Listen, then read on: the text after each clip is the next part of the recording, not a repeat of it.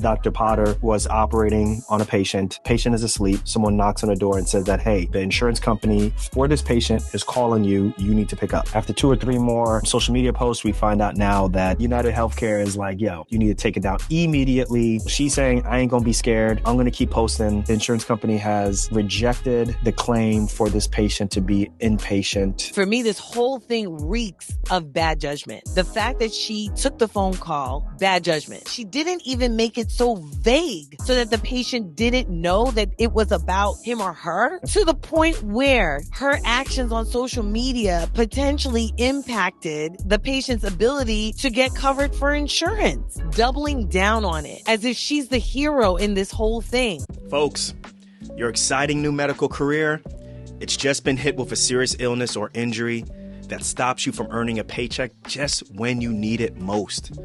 Check out what Jamie Fleischner of Set for Life Insurance said back on episode 176 about having disability insurance early in your career. The real reason to get it early on is really twofold. One is to protect your insurability. So if you are healthy and you can obtain the coverage, you also pre-approve yourself to be able to buy more in the future. So down the road, as your income does increase, you don't have to answer additional medical questions. All you have to do is show that your income is increased and you can buy more benefits at that time. No medical questions asked. Protect your income, secure your future. Check out setforlifeinsurance.com. Yo, what's good, everybody? Welcome to another episode of Docs Outside the Box. I'm your host, Dr. Nee, joined by my co-host, Dr. Renee. Short and sweet and to the point. Yo, hey guys, man, we are. I had y'all waiting. I'm filming on location right now. I'm in working. I worked last night. I'm off for 10 hours and then I work again tonight. So it didn't make sense for me to drive all the way back home an hour and a half and just to turn around, and y'all know it. Basically, we giving the people what they want, and you got the kids to school, so this is the perfect time to record. Yeah.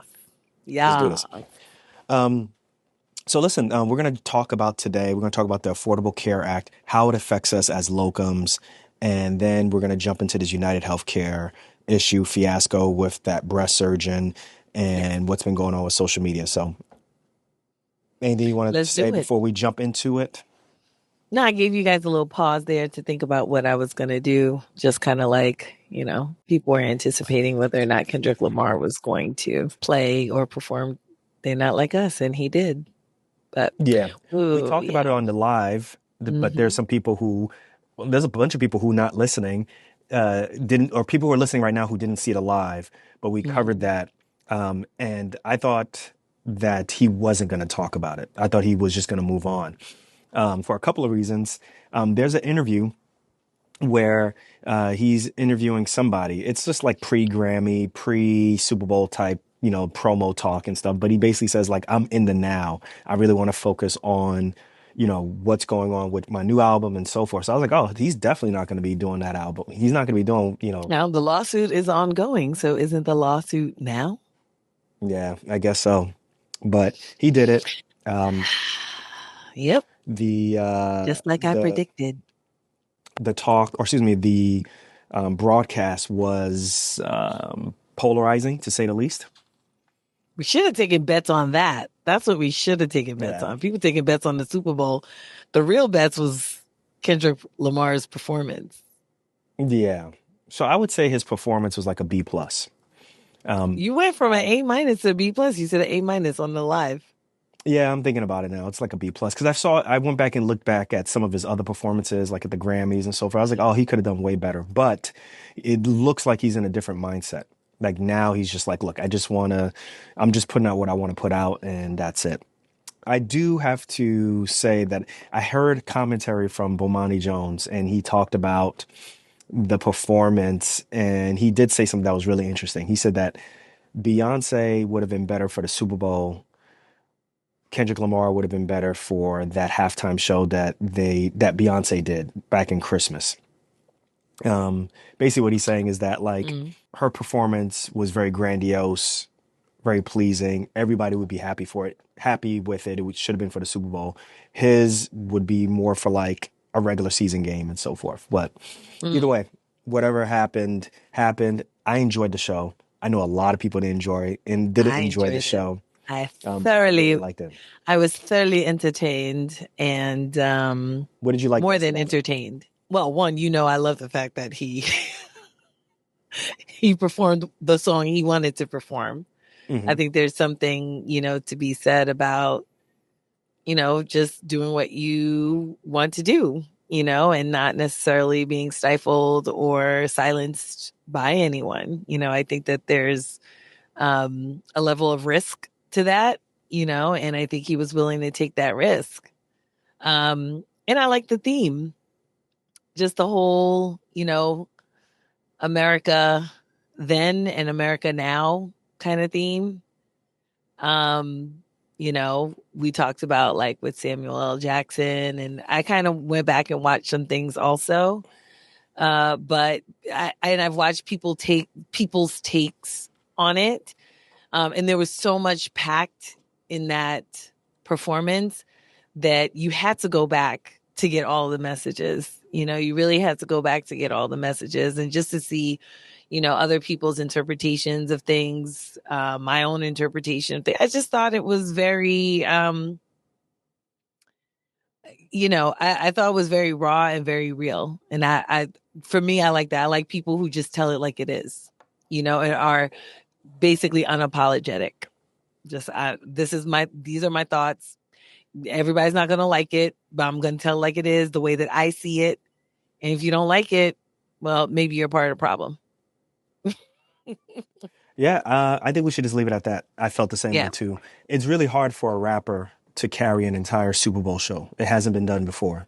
Any rapper who's done it, Dr. Dre did it with Snoop Dogg, did it with Eminem, did it with 50 Cent, did it with Mary J. Blige. So it's never really been done by himself. So that was pretty interesting to do it without any feature except for SZA. So give him mad props for doing it. I enjoyed it. If you didn't understand it, it wasn't for you. I'll just leave it to you like that. And it's not, don't take it the wrong way, but it's just one of those, that's how he's always been, which is I'm going to create something for my audience, and my audience knows who they are. And I think the audience kind of will figure out who they are. If you're a fan of him, you know what he's talking about. If you're not a fan of him, you don't know what he's talking about. You don't know. It's just kind of what it is. And it's hard I can't describe it. It's just, he's the Bob Dylan of hip hop, basically, in rap, and he's just doing his own thing. No matter where you are in your career, you've seen patients your age or younger get seriously injured, have a long-term illness, or even have a mental health issue that affects their ability to work. Now, what if that was you? No, for real, what if that was you? Without disability insurance, how are you going to replace your paycheck? In episode 176, Jamie Fleischner of Set for Life Insurance explains why the best time to buy disability insurance is during your residency. Most physicians acquire their disability policies during residency, and there's several reasons. First of all, when you're younger, you're able to obtain the insurance because they ask you a whole host of medical history. And so you usually don't get healthier over time. Usually you get less healthy over time. So when you're healthy, it's easier to acquire the coverage. Number two, it's also less expensive because it's based on your age and your health. You're not getting younger or healthier over time. So you're at the ideal time. The earlier you get it and the younger you are, the less expensive it's going to be. So whether you're a resident or you're an attending, it's never too late to protect your income. Renee and I, we use Set for Life Insurance to find a disability policy that fit our needs and budget. So what are you waiting for? Check out setforlifeinsurance.com. Once again, that's setforlifeinsurance.com.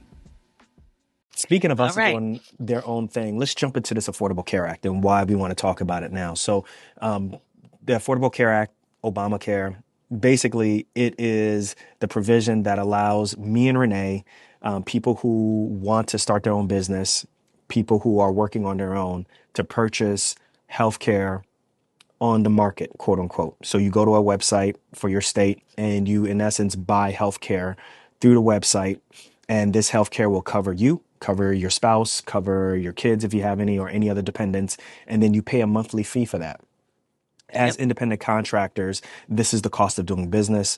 And it becomes something that becomes a tax deduction, right? So it's extremely vital for us to have health insurance if we're going to be working, right? If you are employed, Mm-hmm. if you're employed right now, that part you don't have to worry about, right? That gets deducted. The beginning of the year when you go to human resources, you get to choose your health insurance. And in essence, actually, you don't choose your health insurance. You choose the type of health insurance that you want. And Right. then based off of your premium, you make decisions on that, right? What we do is we get to find any type of health insurance company that covers New Jersey, and we make decisions based off of the cost effectiveness of it and what it covers and go from there. So the interesting thing is what we're concerned about is, the current administration under Trump back in 2016, 2017, he made some decisions that we weren't cool with. Long story short, he made some decisions that, in essence, kind of destabilized the market. So the best way I could describe it is if we were paying like $500 a month for our health insurance, right? That's to cover me, Renee, and the kids. He made some moves that, in essence, told the insurance companies, yeah, we don't know if the Affordable Care Act is going to be in existence like in a year or so or in 2 years. We don't know. And as a result, those insurance companies, what they do is because they have to cover way more people, right? It kind of stabilizes the market, right? So the whole thing, the way how insurance companies work is they accept a lot of money from everybody and they spend money on the sickest people. Mm-hmm. And the more you throw in regular non-sick people, they get money from non-sick people, but they don't have to pay for non-sick people. They use that money to pay for sick people. So they get more money. It stabilizes the market. Trust me on this one, guys. I can't get into insurance 101. It's going to be really boring, right? So what he did is he destabilized the market. And now what ended up happening to us is like what was $500 a month became $700. Some people, it became $900 a month.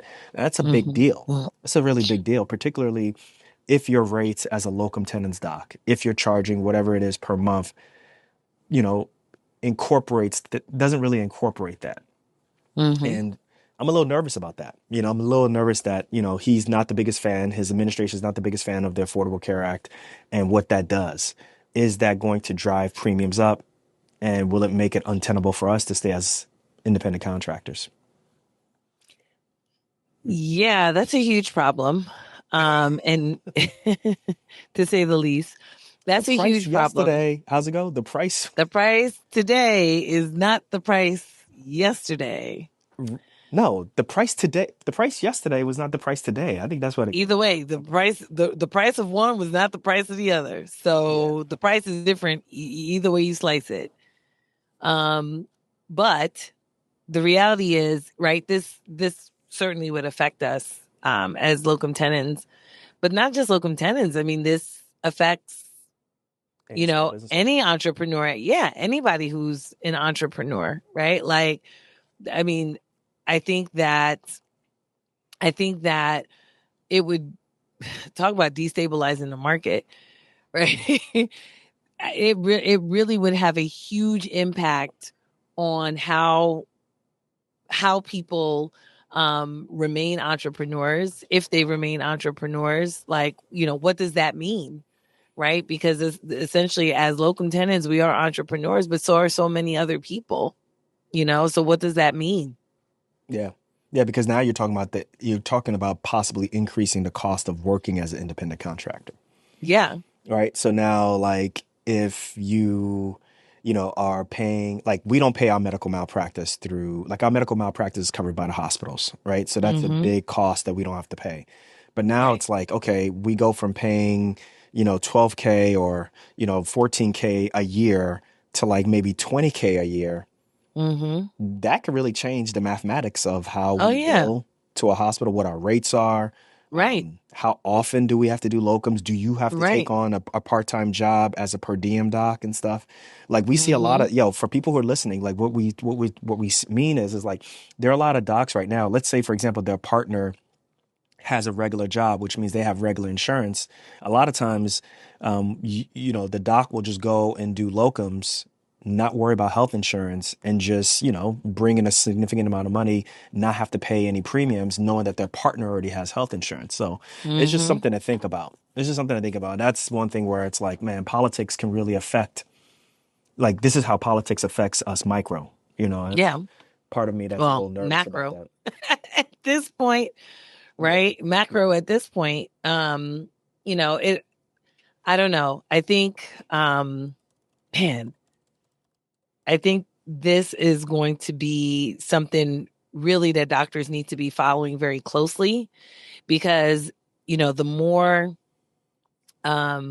things like this come down the pike, the more it is going to solidify, our positions in the healthcare system, right? Where it's like, listen, if you can't afford to be an entrepreneur, then you just won't be one. You'll just have to be an employee, right? And everybody can't go out and hang their own shingle and start a private practice, right? Because that would be the only other way.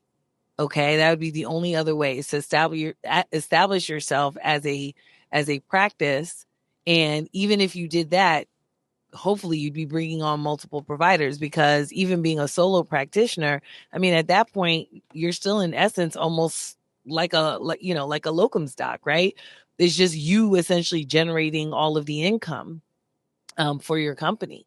So you'd have to have like a multi-doctor, multi-provider hot or a clinic or office to be able to potentially justify even getting insurance in the traditional way and then hiring, other docs as employees. Either way, somebody being employed.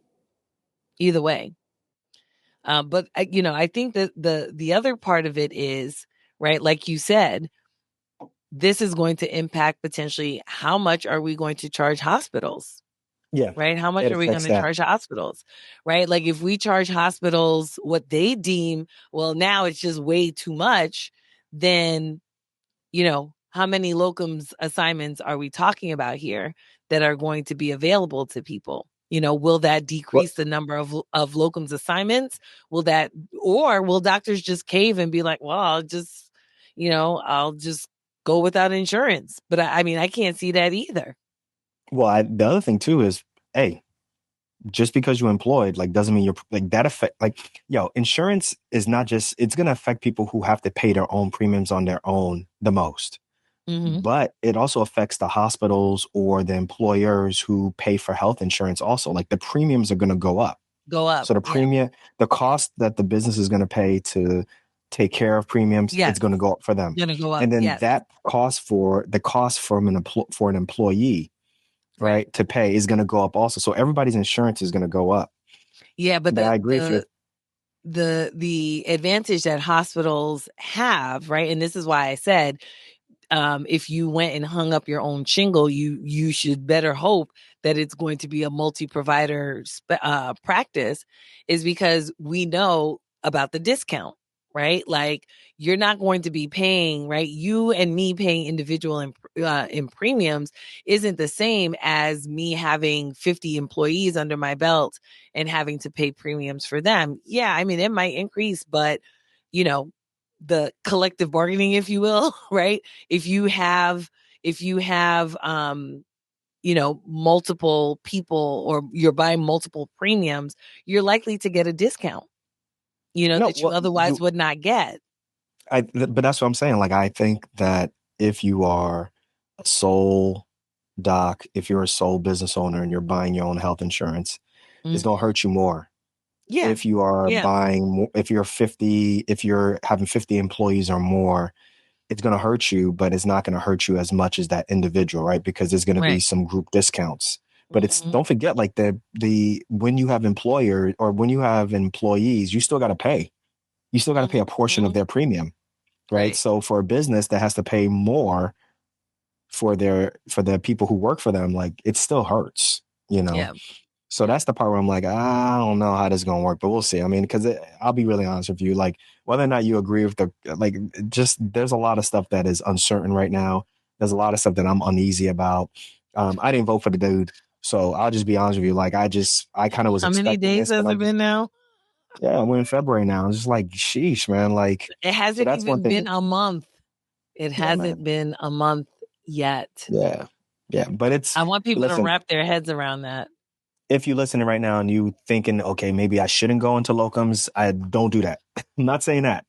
I'm just saying it's just something to keep in the context of, Keep in like, mind. if you are Mhm. looking for looking to go into locums, like one of the bigger expenses that you're going to have to pay for is your health insurance. And there's a possibility that that price may change at the end of the year or sometime during this year. Is it enough to change it so that you'd be like, man, maybe I should have stayed employed? I don't know. I can tell you from my standpoint, I ain't staying employed for that. So it's just not worth it to me.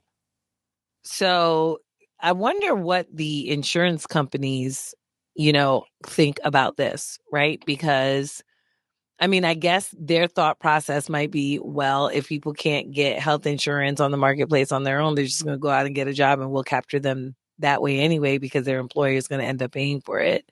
It'll be at a discount, but, we're not going to lose. They'll be happy. I'll tell you why they'll be happy. They'll be sad and they'll be happy in a couple of ways. So if they destabilize, probably the way in which they'll destabilize is first thing that they'll probably do. That's what Trump did initially, was just say, this is not mandatory.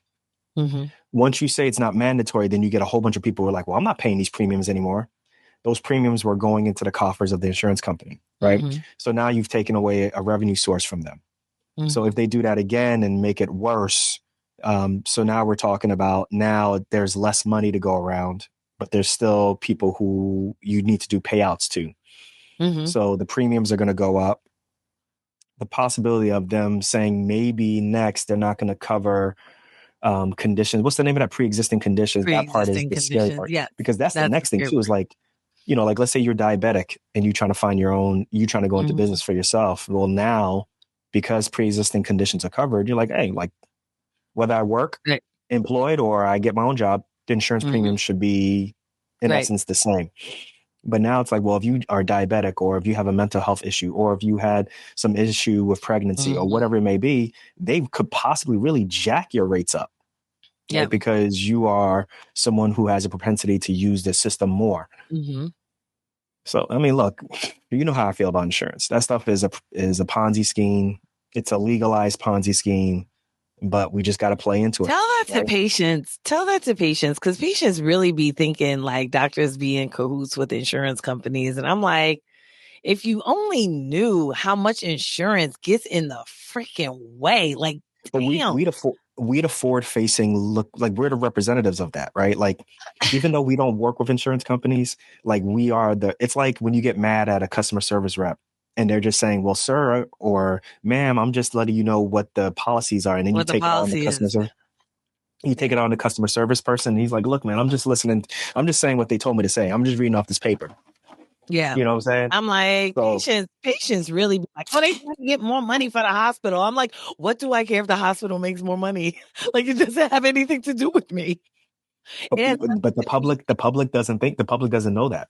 They don't know that. They think that you are directly, if the hospital profits, then you profit, which is kind of true, right? If the hospital is doing well healthy wise, then you still have a job.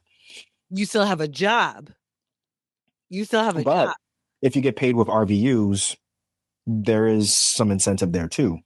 I don't get paid through RVUs. You don't get paid through RVUs. We don't do that as locums. Yeah, locums don't pay with RVUs. I've never been paid with RVUs, even when I was employed, because honestly, I always said that RVUs, like even if I were employed, I would never want to work at a hospital that would pay me on RVUs, because I don't think that patient health should be incentivized. I don't. I think it's wrong. I think it's wrong. And I know a lot of people who listen to the podcast, you get paid on RVUs.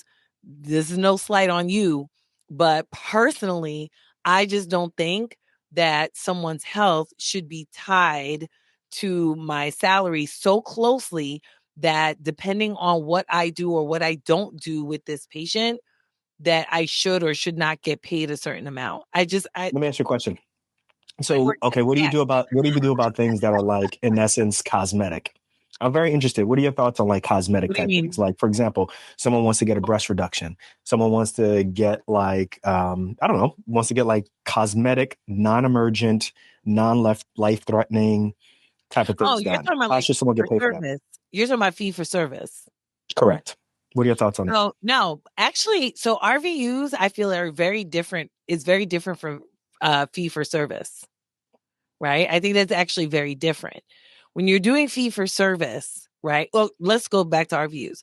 When you're doing RVUs, first of all, the patient isn't even aware of how much things cost. They don't even know how much things cost. Half the time, the doctor doesn't know how much all of these things cost. Okay. So nobody knows what anything costs. The insurance company is the hospital bills the insurance company some arbitrary number. I'll call it arbitrary because I don't know what it is. And then the insurance company decides arbitrarily how much they're going to cover and how much they're not going to cover. The patient doesn't actually find out until way afterwards how much something is going to cost, right? For me, it's like, how do I ever walk into a store and be like, I want this, this, this, this, this, this, this, this, this. And they're like, and I don't know how much anything costs. I have no way of knowing how much it's going to cost until I get to the cash register and they're like, oh, this costs $17,000. And you're like, what? I don't have Yeah, there's a video. $17,000. There's a couple of videos of people. I think Vice did one. I forget who else did one, but there was a video where this dude, he's a journalist, wife was about to give birth, or wife was pregnant, and he started calling different hospitals and asking them, okay, my wife is this amount of weeks. She's going to deliver here. How much do you think it will cost? What's going to be the bill? And nobody can give him a straight answer. No. As a matter of fact, most of the places that called him thought he was like, they thought he was bullshitting, or they thought he was like some type of spam artist, because they don't have, like, yo, folks, if you think I'm crazy, like when you go to, like, when we do mission trips, specifically in Ghana, like when you go there, they have a list. If you want a hernia surgery, it's going to cost this amount, right? Because they have tables, right? It's like, it's going to cost this for the mesh. It's going to cost this for the hospital admission. It's going to cost this for antibiotics, all these different things. So you know exactly how much you have to pay before you get that surgery. It's not like that in the United States at all. No, it's crazy. Not at all. So in Ghana, what you just described, for me, that's fee for service. So if I walk into a cosmetic surgeon's practice who doesn't take insurance, right, which a lot of them don't, right? If I want a BBL, okay, if I decide I want a BBL, I know how much it's going to cost me, right? Are you subliminally telling us, because you did get one, right? So get out of me, please. Okay, you know what? You got a wife with a BBL now. Okay. One now. We got it in Ghana, so we got a good rate. Okay, good. We did not get no BBL in Ghana, okay? First of all, I'm gonna give you a BBL. But yeah, I think fee for service is different. Right? It's different because the patient knows and the patient is informed, as to what is going to be paid for, what is not going to be paid, how much it's going to cost, those kinds of things. I think that's me. Did Renee get a BBL? Do you really put that on the screen? Me? Anyway. No, she did not. Okay. So I think that's very different. I think it. Okay, so but what about for what about for things that are not cosmetic? What about things that are not cosmetic? If it's fee for service, I'm okay with that, right? Because everything costs, right? Everything costs. Like we can't. So don't get me wrong. I don't think that doctors should be doing things for free. There's nothing in this world that you can do for free. If your doctors were doing things for free, they would actually, being a doctor would be a second or third job. Right? You actually would not have time to be a doctor because you'd have to find another way to put food on your table, to put a roof over your head. So I don't think that doctors should be working for free, but I do think that there needs to be, whether it's fee for service or whether it's per hour or whether it's something, there needs to be a meeting of the minds as to how much things are going to cost you. Right? And if there's not a meeting of the minds, then do you even have a contract? Do you really have a contract? If there's not a meeting of the minds as to how much something was going to cost, right? I'm going to tell you, the other day I was watching Judge Judy. I'm done. You're gone. Goodbye. Y'all know I like me some Judge Judy. Da, da, da, da. Right? I love Judge Judy. So, I love that show. I don't know about her, but I love that show. And it just so happened that on the show, there was a case about a birthing center. And a patient of the birthing center was suing the midwife who owned the birthing center because the midwife was not present at the birthing center at the time that the patient was in labor. The midwife ended up having to go because she was doing home births also. She ended up being at someone else's home. That person ended up going to the hospital. It was a tragic outcome for that other patient. So the midwife ended up staying at the hospital with the other patient when technically the contract that she had with this patient who was suing her said that if she is busy during the delivery, or if she is busy doing the delivery of another patient, then she would not be present and she would have somebody else present. The problem was that that patient that she was doing the home birth with was at the hospital. So once she's at the hospital, she's no longer in care of that midwife, and the midwife should have been present for the patient who was suing her, right? Gotcha. So then Judge Judy asked, no, I lay this out for a reason. Judge Judy asked, how much is it to labor and give birth at the birthing center? And let me tell you, when she asked that question, I was like, she ain't gonna know the answer to that question. That woman said $5,000. Okay. She gave an answer right away, and she knew it, and the patient knew it. Actually, I think it was a patient who answered the question, was $5,000. And I was like, how'd she know that? Well, she knows that because there's a meeting of the minds. There's an actual contract. That's why I laid that out, right? The contract stipulates, I will pay you $5,000 if these criteria are met, if you are present, if you are not taking care of another patient, you should be present to labor me. And that was not, that meeting of the minds essentially was memorialized on a piece of paper in a contract, and the contract was breached. Gotcha. Okay. So, that's why I think fee for service works, because now the patient had a leg to stand on. Actually, the patient won that suit. Okay.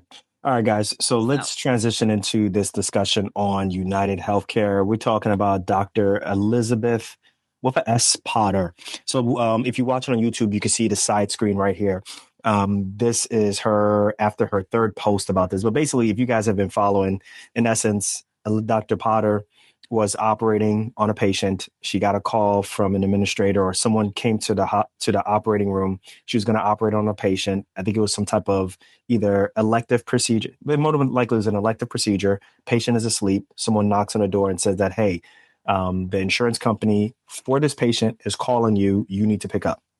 She goes, leaves the room while the patient is asleep. She says she left it with another surgeon, and basically started being asked questions or further questions about, this person's surgery. And in essence, they're trying to get more information to see if they're going to cover their stay. I got a phone call into the operating room saying that UnitedHealthcare wanted me to call them about one of the patients who was having surgery today, who was actually asleep having surgery. And, said I had to call right now. So I scrubbed out of my case and I called UnitedHealthcare, and the gentleman said he needed some information about her, wanted to know her diagnosis and whether her inpatient stay should be justified. And I was like, do you understand that she's asleep right now? And she has breast cancer. And the gentleman said, actually, I don't. That's a different department that would know that information. And I was like, well, she does need to stay overnight tonight. And you have all the information with you because I got approval for this surgery. And I need to go back and be with my patient now. But yeah, it's out of control. Insurance is out of control. I have no other words. She goes back to the operating room. I guess they complete surgery. And then after surgery, she shares on social media this experience of being, in essence, summoned out of the OR to go and answer these questions, and then subsequently kind of documents what happened afterwards. After 2 or 3 more social media posts, we find out now that, UnitedHealthcare is like, yo, all this stuff that you put on social media, that's for the birds, and it's wrong, it's incorrect. You need to take it down immediately. And they are threatening some type of legal issue.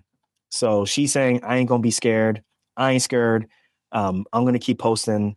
And I guess the insurance company has rejected the claim for this patient to be inpatient. Yeah. So that's where we're at right now.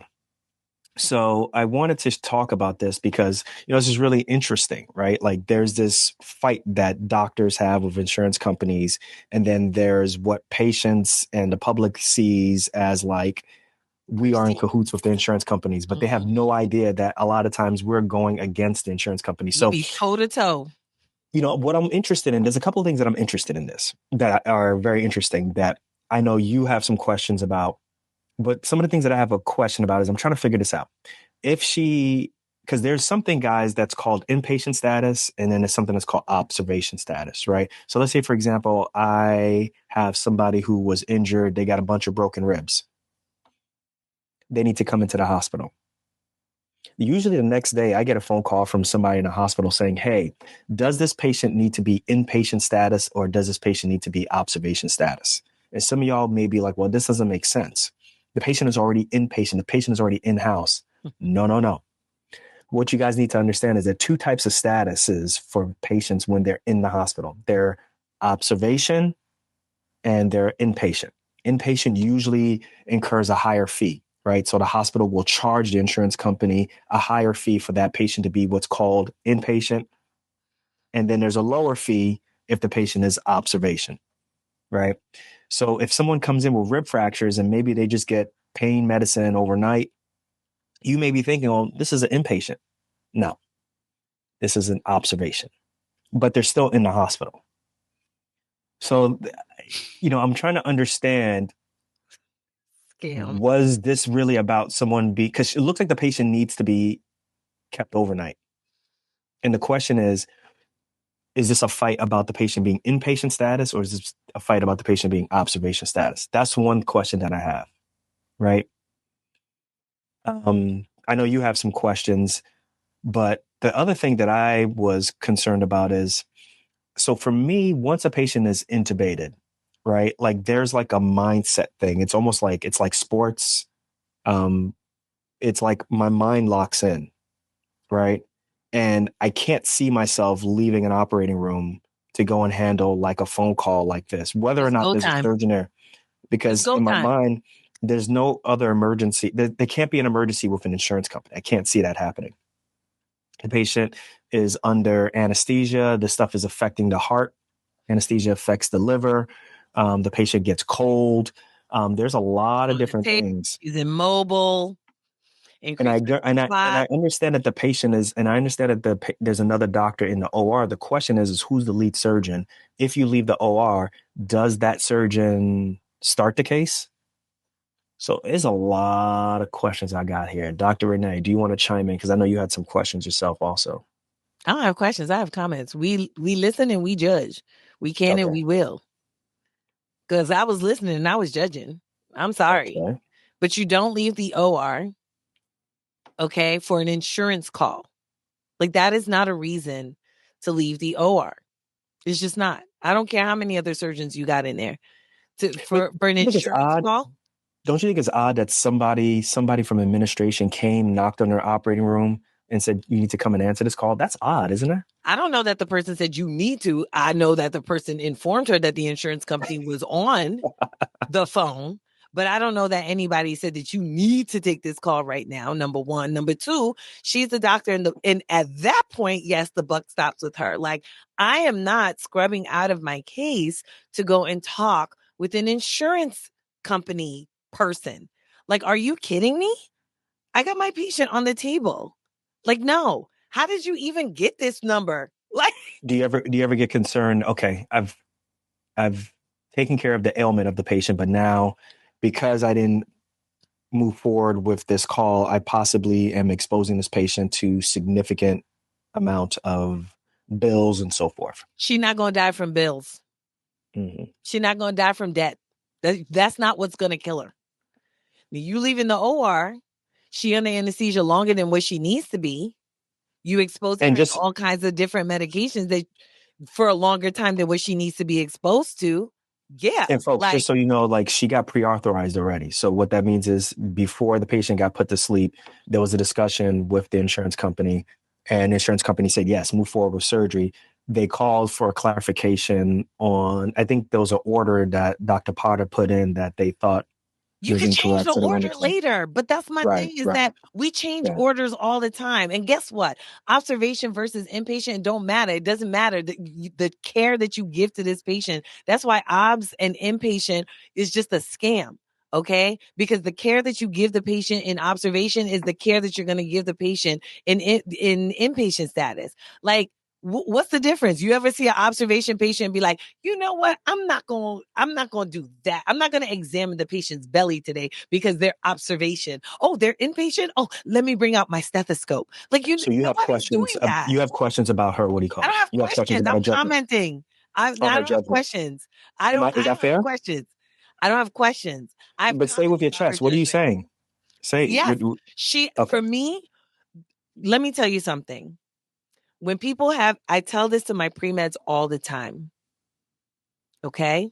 I tell this to my pre-meds all the time. Don't sit there taking an MCAT back to back to back to back to back when you didn't do well the first time. You take it the next month and then you take it the next month and then you take it the next month. Because guess what? What that shows me is that you have bad judgment. Judgment is based on the decisions that you make.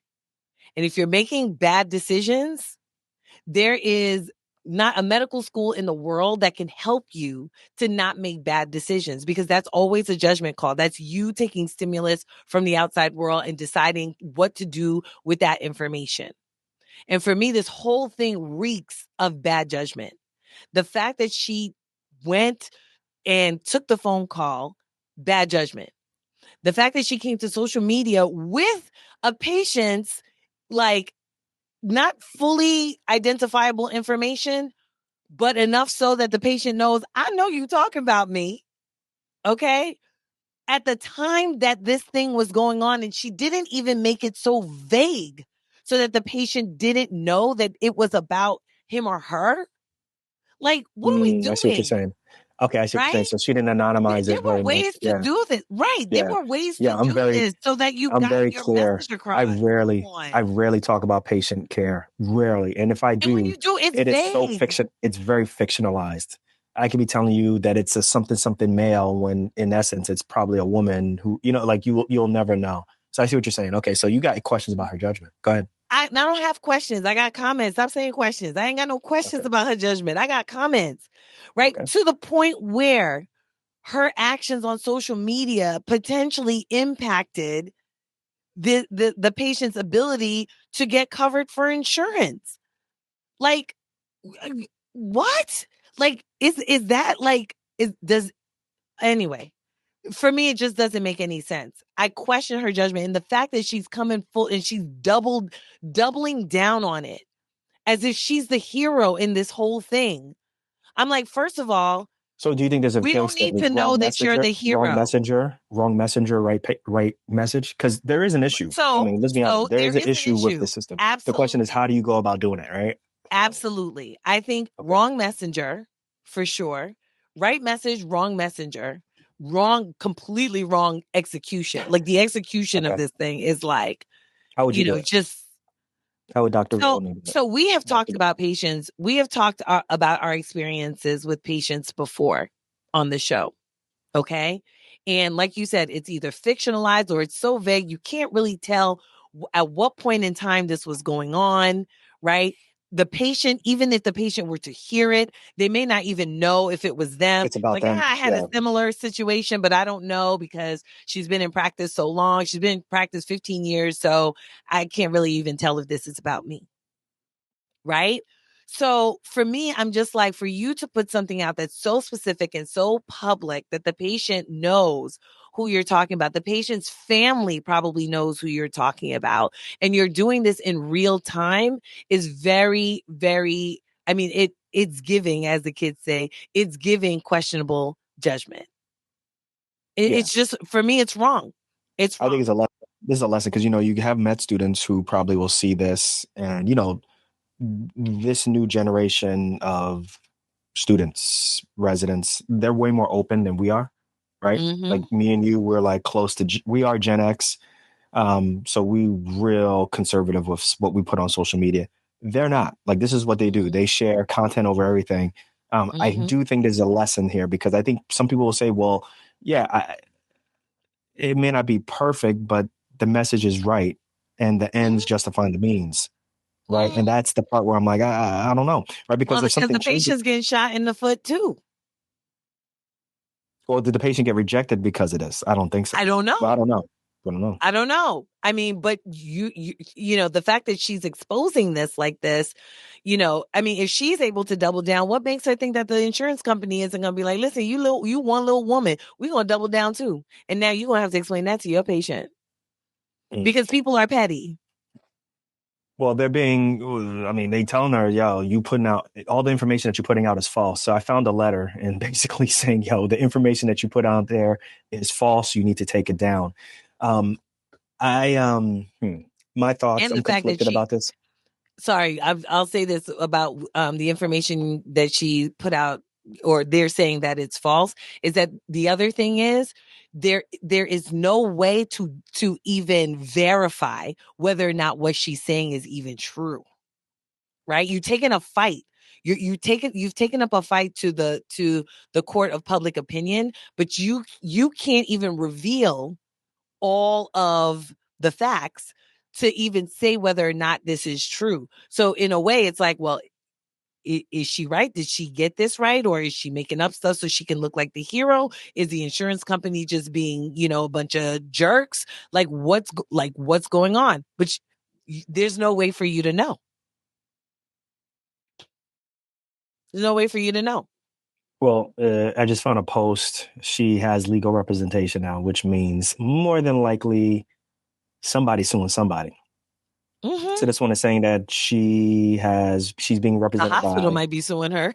I Yeah, just think this is very you're interesting. do I'll it. be paying attention to this. I'll be paying attention to this because I do think that obviously the way in which health insurance companies decide how they charge, the bills that get to patients, and how doctors are in the middle, like this system is really broken.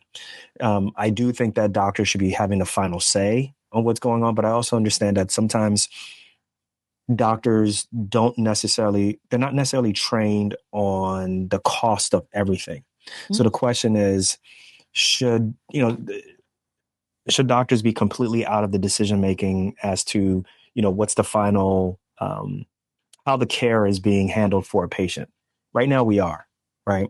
Right now we are, right? Because, Yeah. we have a say, but we have a very minor say, right? So if we decide to do something, if we decide to start an antibiotic, if we decide to admit something, if we decide to, whatever we decide to do, somebody or some company that's not clinical in nature has the final say on if they're going to pay for that. And that affects the patient. Patient. And it also affects us also. And it affects the hospital, how the hospital responds to us. And that's a problem. So very interested. If anybody knows any information about this, any more information, reach out to us. I might actually try to reach out to Dr. Potter and find out, like, what's She's not going to talk to you because she's, what's the name? Oh, she's in a She's lawsuit. got legal representation. Yeah. So that's true. That's a good point. So for me, it'll just be interesting. I mean, I understand what she was trying to do. I don't at all agree with her actions and how she did it. Not in the least. I think from the beginning, from taking that phone call, and then revealing that she even like, I don't even know how you tell the public. I left the OR to take. Hold on one second. That's why she clarified it. That's why she clarified it later on. That's why she clarified it later on. Well, Because I think that's why when she was talking about it, she was like, and then people were responding. And she was like, no, I didn't leave with her I didn't leave her by herself. I left with another surgeon. I mean, so we know that the patient wasn't alone in the operating room. I get that. But I mean, if she were the lead surgeon, right? The patient wasn't going to be alone in the operating room. There's somebody else there. There's another, maybe an anesthesiologist, a CRNA, or somebody, right? That's fine.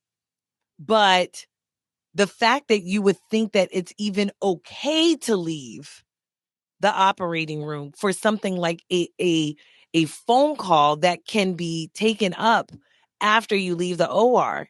Like, what was the point at which, because she didn't know, right? She didn't know what the phone call was going to be. She just knew insurance company was on the phone. So it's like, what could they possibly be calling for when I have this patient, right? I've left the OR before, not to take a phone call. I've left the OR before to talk to a patient's family, right? I might have a patient's family member, I tell the nurse, can you go call the husband, for example? Can you go call the husband? And, I want to speak to him about what's going on in the OR because there's an emergency that we didn't anticipate. And I need him to know what's going on because it's going to be a longer time and I don't want him worrying. Right? I've done that before where literally I go right outside the OR. I'm still scrubbed in. I go right outside the OR and I say, hey, this is what's going on, X, Y, and Z, blah, blah, blah, blah, blah.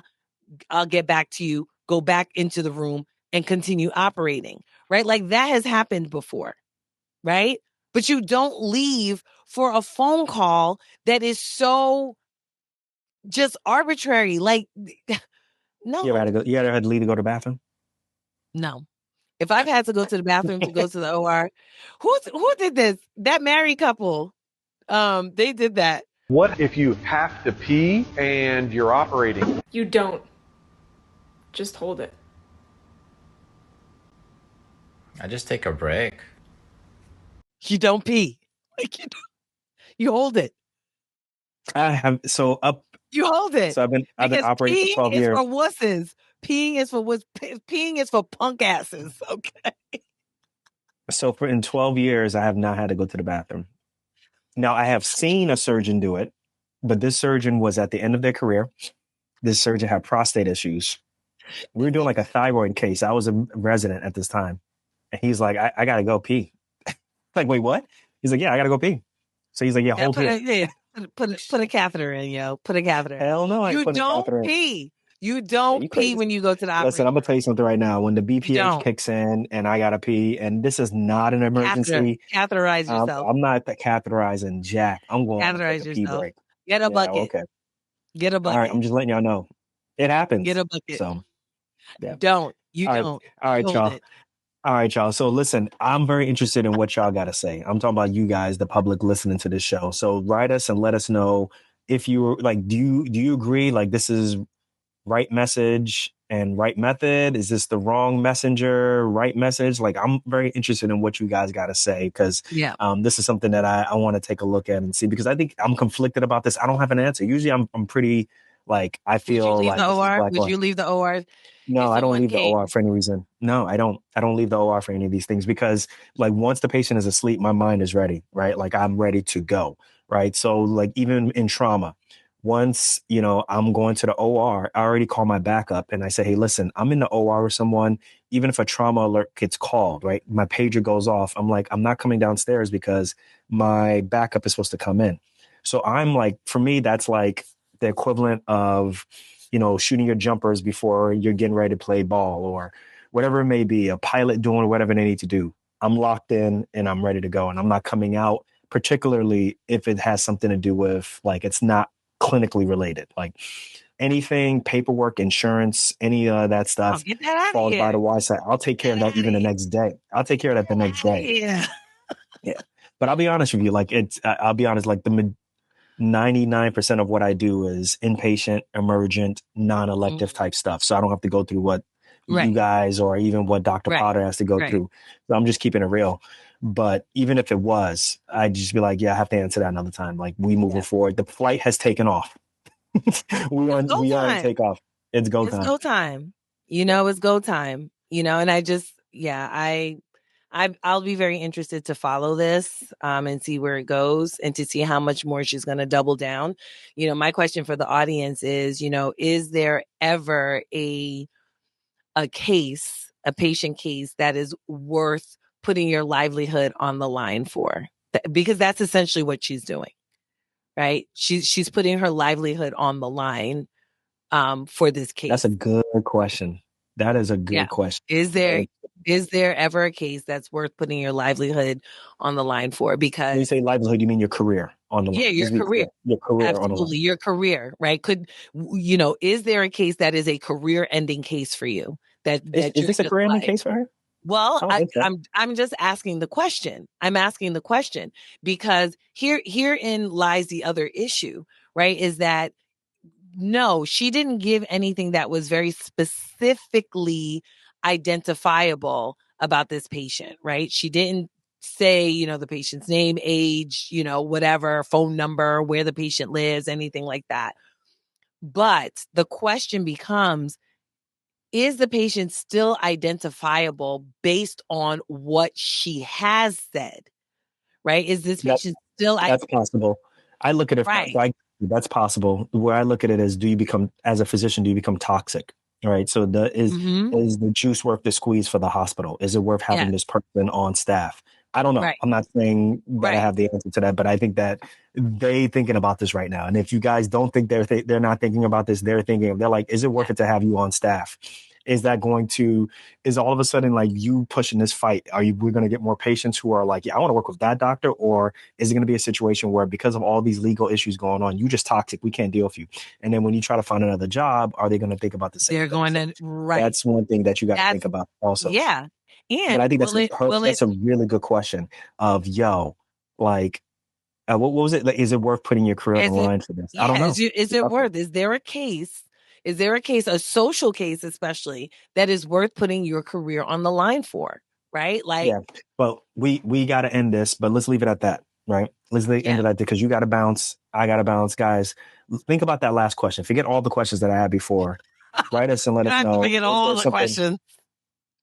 Is there something that you would be like, nah, like in what is it? In what movie was that I love? Menace to Society. Is there a scene where you're like, nah, I ain't getting out this car, even though you're about to get carjacked? Is there a scene? Is there an opportunity? Is there a clinical situation where you'd be like, nah, I'm standing on principle, and I'm if saying this 10 means career toes jeopardy, down. then this is it. Very interesting. All Right. right, y'all. We'll catch you guys on the next episode of Docs Outside the Box, y'all. We love you all. Make sure you write in so that we can read your comments on the next episode. On All right. what y'all say Fridays. Don't forget about what y'all say Fridays. Peace, y'all.